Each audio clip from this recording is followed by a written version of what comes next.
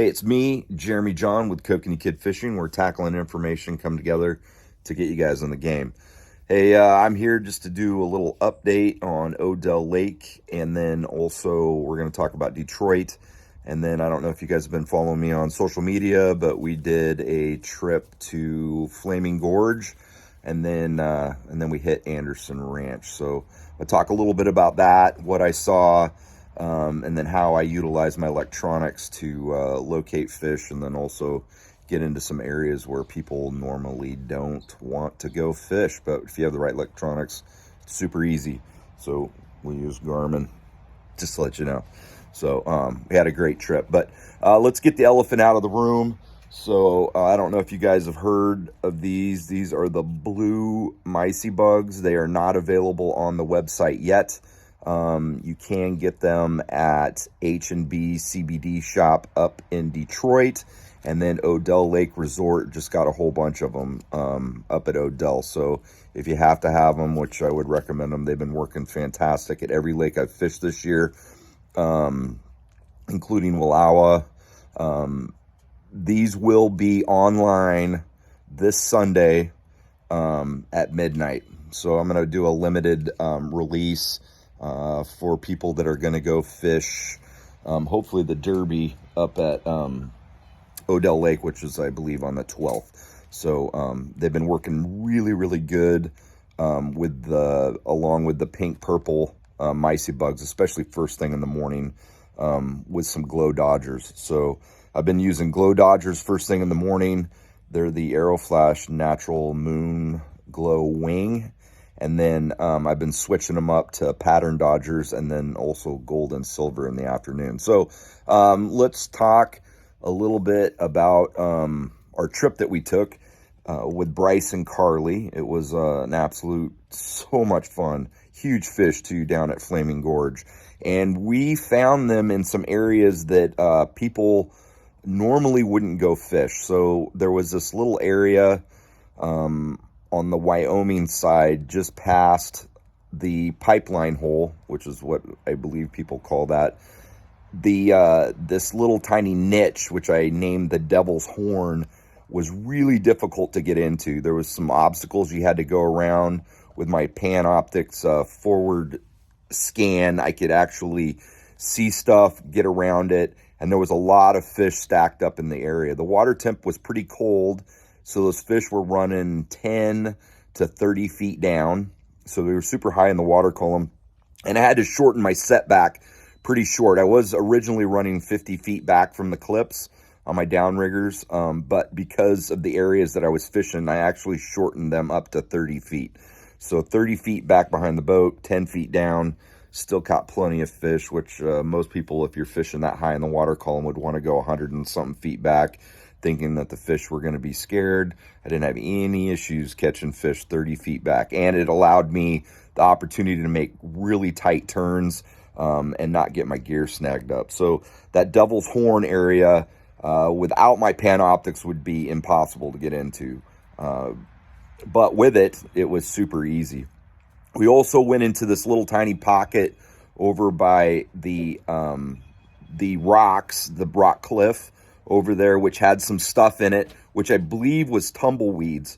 On my forward Panoptix, I could see it didn't really have a lot of mass to it. A lot of people think they're pinnacles, but I believe that they're tumbleweeds that are stacked up in there. And I would go in really deep into the hole, go around. There was one that was from the bottom up to about 10 feet in the water column. Then there was another one that was only up 60 feet, so I could go over the top of that one and then go around the back side, and I'd hook a big fish normally about every time I'd go in there. And then people would see me hooking a big fish, sucking way into that little tiny cove, and then they'd try following me in, and they'd get snagged up because they couldn't see the snags and stuff that were in there. But with the technology that I had and the way my boat was set up, I could maneuver around them. I also saw a lot of fish stacked up on the side of those big tumbleweeds that are, I believe they're tumbleweeds. I should have taken a hook and snagged into one just to see if I could pull one in. But I believe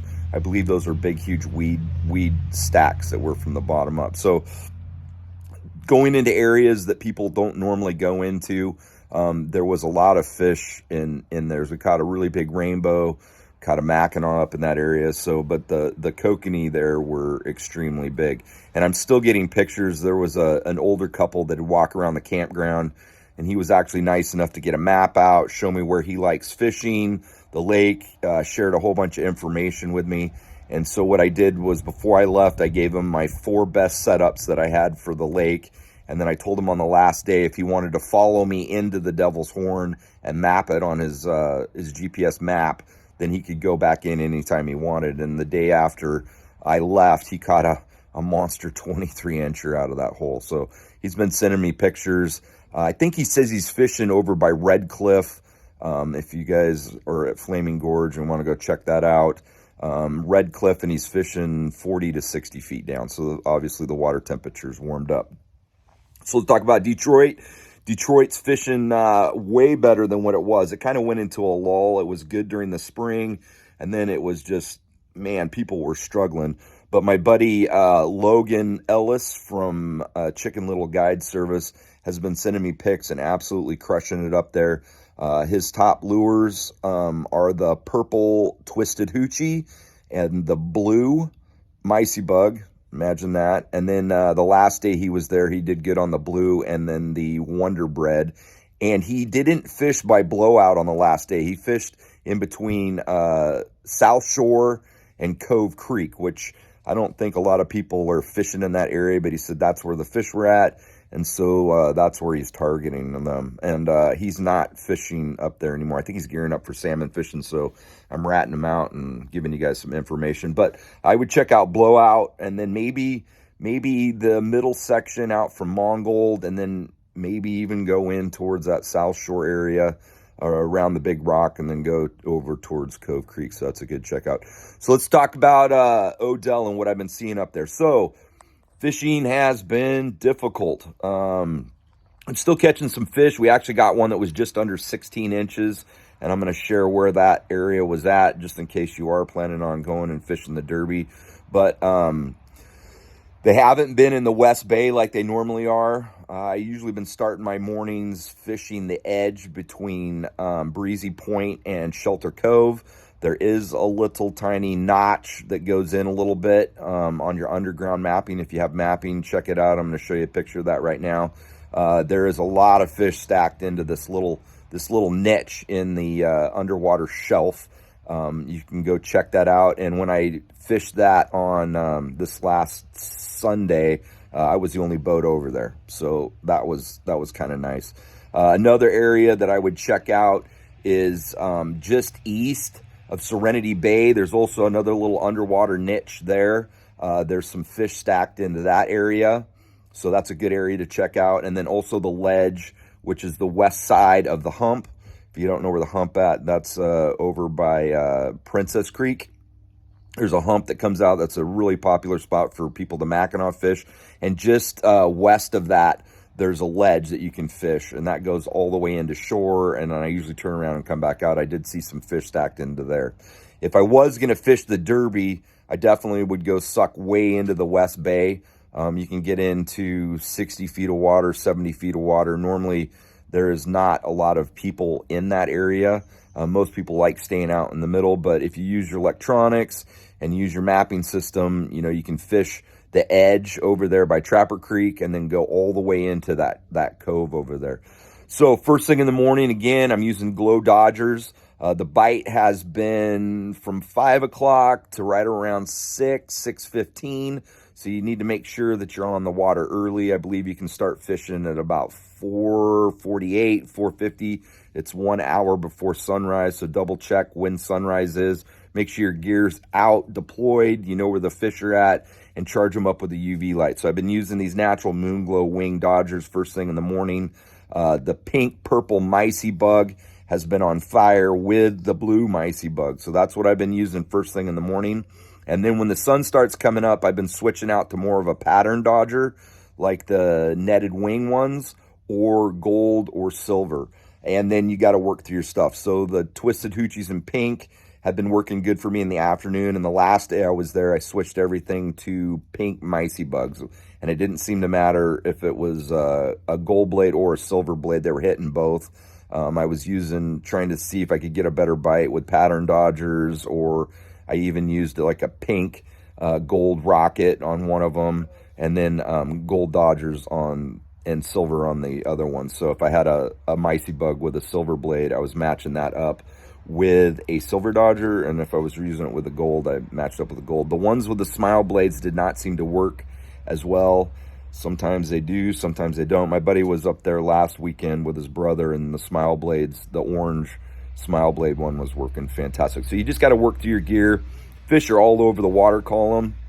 I was marking them up high. Actually, the last fish we caught, I marked some fish up at 35 feet. I had Deb and my buddy Bill Adams move the rods up to 35 feet, and Bill got hit instantaneously. So make sure you're watching your electronics and trying to target them. You'll see them a little higher in the water column, then you'll see schools down deep. Having that pan optics to be able to see the schools in front of my boat, making sure I'm going directly over the top of them, and knowing what depth they are before my boat goes over them has been helping out quite a bit. I know a lot of people don't have that that transducer on their boat, but if you see your screen, you know, and you have a little bit of a longer setback, like if I was trying to target them and I didn't have the pan optics, I'd probably go about 40 feet back. That way, when you mark a school, it gives you enough time to be able to adjust your downriggers to go over the top of them. My setbacks this week, I had when I was fishing 6 rods this last weekend, I had my deepest rod in the water column was set back at 25 feet. And then my next one up in the water column was set at 20. And then my top one, the highest in the water column, was set at 15. So just to give you an idea of what your setbacks are. I am seeing fish follow my ball trolls, which is exciting, because before they weren't. They were just kind of stuck, and they weren't interested in following your gear, and I believe that's why the bite was a little bit off. The water clarity has gone down quite a bit. I think that's also helping the fish on the bite, because they're not eating all night long, although we are going to be going into a bad moon phase here shortly. So middle of August is when you're going to have the best moon phase. I definitely, if I was just going to go up there for a weekend, I double check that. I believe it's on the 17th or 18th of August is your best moon phase. So those fish with bad water clarity and no moonlight on the lake, they're not going to be gorging themselves all night, and they're going to have more of a chance to follow your gear, which is what you want to do. But I definitely saw fish shooting up and down in the water column following my boat, which is going to help the bite. So again, people are struggling up there, but if you work through your tackle, work where they're at in the water column, you can still have a successful day out on the lake. So hopefully this is helpful for you guys. Again, if I'm fishing the Derby, I'm sucking way into that West Bay. That's where we got the 16-incher. I also had another buddy that got a 16-incher the weekend prior to that out of that same section. And then, again, blue micey bugs. This Sunday, midnight, they will be on the website. Make sure you get them. Make sure you charge them up. They have been working fantastic. They did good up at Anderson Ranch. They were one of my favorites over at Flaming Gorge. And my buddy that I gave my 4 best setups, he just lost his blue micey bug the other day, but that's been his hot setup too. I told him to give me his address, but he hasn't given it to me yet. He said he was going to order some stuff during Christmas, but he does 2 weeks on, 2 weeks off. So he lives in Colorado, so he drives up, stays 2 weeks, and then comes back down to Flaming Gorge. But I know people have been struggling down there. But if you have the right tackle, you're using your electronics properly, you can still have a fantastic day on the lake. Hit me up if you got questions. My phone number is on my Facebook page. I'm also on Instagram. And then make sure you like the videos. So hopefully I'll put some more out. I don't think Deb and I are going up this weekend, but we're going to go up probably Thursday before the Derby and go check things out. I'm not fishing in the Derby, but I might go down and see the festivities that are down there. So hopefully you guys have a good day on the lake. Stay safe, stay hydrated. The weather looks fantastic, and we'll talk to you guys later.